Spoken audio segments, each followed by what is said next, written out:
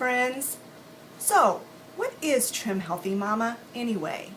I've been talking about this program for several weeks now, and I'm finally taking the time to sit down and do a video on my understanding of this eating plan and how I came to learn about it. So the first thing I want to talk about is my history with Trim Healthy Mama. I first heard about Trim Healthy Mama about 3 years ago, I would say. I was in the car driving my kids to our homeschool co-op. It was early in the morning, and the local radio station that I listened to, it's a Christian station, but the DJ on there was talking about this eating plan that his wife had put herself and him on, and how much they liked it and how successful it was in him losing weight. And it was called Trim Healthy Mama. And so I thought, I had never heard of that before. So I got home and I looked it up online, and of course I went to YouTube and I found some videos from the actual writers of the book. The book was written by two sisters. Their names are Pearl Barrett and Serene Allison. That's Pearl and that's Serene. And so they were just kind of talking about the plan and how it worked, and I thought, well, that sounds really interesting. So I went on Amazon, I believe it was, and looked up their book because I thought, well, maybe I'll buy the book. Well, it was expensive. It was like over $30 for this book, and I thought, and it's just not in my budget right now, especially if I don't know anything really about this program. So the next best thing was I went to my local library, and they did have the book.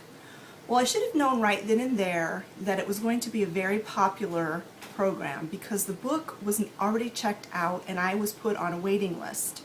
I had to wait, I think, about 3 or 4 weeks before the book was available for me to borrow. So I went and got it, and it was huge. It was an extremely thick book. And so I sat down and I started reading it, and I just read and read and read. And the book also had a bunch of recipes in it. It was kind of like a combination of explanation of the plan and a cookbook. But I couldn't keep the book forever. I had to get it back. There was someone on the waiting list after me, so I couldn't even renew it. I only had it for a couple of weeks. So I just photocopied a few of the pages of the basics of the plan and a few of the recipes that I thought I might enjoy. And I gave the book back to the library. And I joined a Facebook group. It was the official Trim Healthy Mama Facebook group. And so I began my journey with Trim Healthy Mama, and I did it to the best of my ability with my eating restrictions. I have food allergies and food sensitivities, and so I had to do the best I could on this plan with my food sensitivities. I ran into some roadblocks. Some of the recipes they recommended were very high in dairy. I cannot eat dairy, and so they gave no options, no alternatives. So I would say probably 80% of the recipes were unreachable for me, unattainable for me, because I couldn't eat what was in them. Also, a lot of the recipes required specialty ingredients that were not easily found. You had to order them online. And I was not going to spend a bunch of money on that. And the other issue I had was with the plan-approved sweeteners. They only approved three sweeteners, and none of them are considered artificial sweeteners. They're just low-calorie or no-calorie sweeteners. It was xylitol, erythritol, and stevia. Well, xylitol is toxic to dogs, so I'm not going to bring that in my house. Erythritol, if you take it in too big of a quantities, can cause terrible gastric problems and gut problems, and I already have enough problems in that area, so I was not going to do that. So I thought, well, I'll try stevia. So I went and I bought stevia, the powder, and I went gung-ho into it, and it was horrible. It was bitter, it was nasty, it was disgusting. So I'm like, what in the world am I supposed to do? I don't like my coffee black. So I went ahead and decided to go and use coconut sugar because it is a low glycemic sweetener. Not no calorie, it's basically has the same amount of calories as sugar, but it's low glycemic. It will not spike your blood sugar. So I went on the Facebook page and was kind of trying to start a discussion about using other sweeteners besides the 3 that were on plan, and my post was deleted. And the more I was on that page, I realized that they were being very, very militant about the plan. There was no wiggle room for anything. It's like if you couldn't eat dairy and if you didn't agree to eat those sweeteners, then you might as well forget it. The plan wasn't going to work. Well, I got myself off of that Facebook page because it was really very annoying, and I still kind of plugged away trying to do the Trim Healthy Mama as best as I could. Well, it got to be too much and I quit. I didn't like how militant the Facebook page was. I didn't have the book. I didn't want to spend the money for the book, so I just went off of it. That's when I started exercising very vigorously, and I was still continuing to lose weight. Very slowly, but I was continuing to lose weight, and I was keeping some of the principles that I had learned through Trim Healthy Mama in place in my diet. And I was able to reduce the amount of sugar that I consumed by a lot. I pretty much broke my sugar addiction, but I was using coconut sugar. Well, fast forward to about, I don't know, 3 months ago or so, I happened to see something on Facebook, I think, about the new and improved Trim Healthy Mama. And I thought, So I got to looking into it. And basically what Serene and Pearl did was they were listening to the complaints. The book was too big. The recipes were too hard to follow. What about people with dietary problems? And those 3 sweeteners and nothing else. And they revamped their book. They did several things different. And that's why I went ahead and I purchased the books. They broke the books down into 2. They have the plan, which this explains everything about the book, about the plan and how it works. And then the cookbook. And I really, really like this cookbook. If you can only afford to buy one of these books, I would suggest getting the cookbook because it does explain the plan a little bit in the beginning, and they listened. They listened. All of the recipes, well, not all of them, a lot of the recipes have dairy-free versions. You can do this without using dairy. They made it so you don't have to buy their specialty ingredients. You can just do this plan with the meals and the food that you already have in your home. You don't have to do anything special. And they did change it where you can use coconut sugar in very small quantities. They claim that it will slow down the rate of weight loss, but that you can do the plan using coconut sugar. And I already knew that because that's what I had been doing. So I was very, very happy to see that they listened to the complaints and the people that really truly wanted to follow this plan but were having difficulties. So that's why I have really kind of began doing Trim Healthy Mama in earnest, and I really want this to become a way of eating for the rest of my life. I'm tired of the yo-yo dieting. I'm tired of losing and gaining and losing and gaining. I'm just tired of it. So let me just quickly explain the plan. I am not an expert on the Trim Healthy Mama program.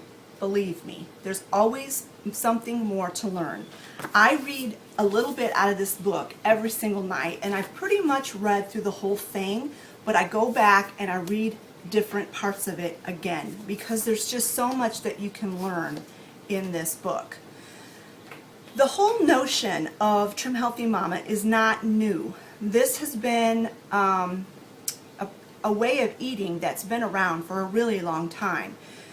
Serena or Serene and Pearl just kind of made it more understandable and put it all in one concise place. First and foremost, it's not a diet. It is an eating plan. It is a way of life. And once you learn the plan, it just becomes second nature, and it's not difficult. That was another issue I had the first time I tried it. It was so confusing. I was like, am I doing this right? Because I didn't quite understand it.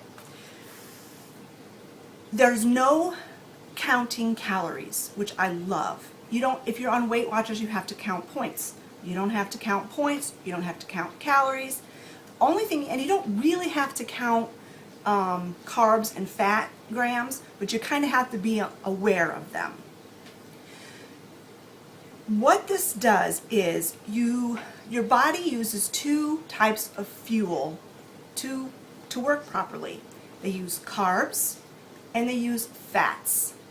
And the way that I understand it from reading the book is that if you eat a meal that's high, like nachos for instance, it's high in carbs and it's high in fat. You've got the carbs from the chips, and then you've got the fat from the cheese and the guacamole and the sour cream and all those yummy, delicious things that you put on nachos. What your body will do is your muscle cells are the first ones in line to eat. And they will consume the carbs first. They're the easiest to burn. They'll consume the carbs first. But your muscle cells are not pigs. They'll eat till they're full, and then they'll say, no more, I don't want any more. So then, if you still have calories to burn, who eats them? Your fat cells. And your fat cells are pigs. They never stop feeding. So if you give your body fuel from two different sources in the same meal, your muscles will consume all the carbs, and then what's left? The fat. And where does the fat go? It makes more fat. So what you need to do, the concept of this program is divide your fuel sources. Do not eat a meal that's high in carbs and high in fat at the same time. If you eat a meal that's just high in carbs and low in fat, your muscles will eat all of the carbs, eat them up, and there'll be very little left for your fat cells to eat. So they won't grow, and eventually they will begin to shrink. So that's where the E meals that I've been talking about and the S meals come in. E meals are carb meals. They're high in carbs, very low in fat. And E stands for energizing, because carbs give you very quick energy.